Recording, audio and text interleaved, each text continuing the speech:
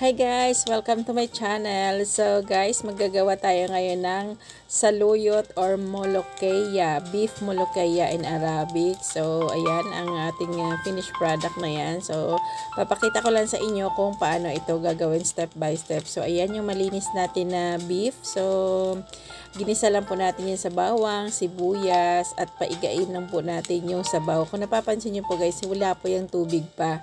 So galing po yan, sauce po yan na galing mismo sa ating laham. So patuyuin lang natin yan para matanggal po yung langsa ng ating karne bago po natin i-add ng hot water.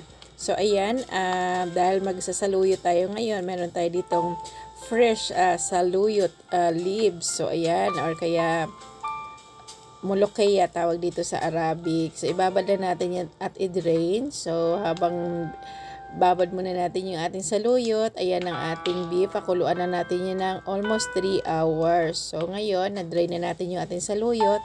Ikakat na po natin yan using ng ating special cutter po talaga ng design para po sa saluyot. So ganyan lang po mag-cut. So medyo malaki lang yung oras na gugulin natin dito bago natin mapino ito. Kasi iba bine-blender nito, pero mas prefer dito sa bahay na to yung ganyang pagkakat kasi masyado siyang malaway, 'di ba? Pagka na-blender siya. So iba naman ginagamit frozen. Dito talaga fresh talaga yung ginagamit dito. So ganyan, patient lang talaga.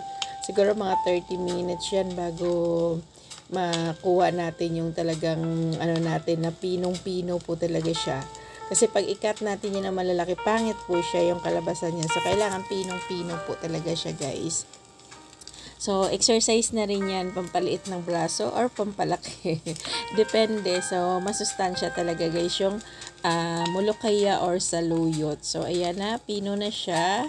At ilagay na natin doon sa beef na pinakuluan natin ng 3 hours. Malambot po talaga siya guys. So ang sarap po talaga niya.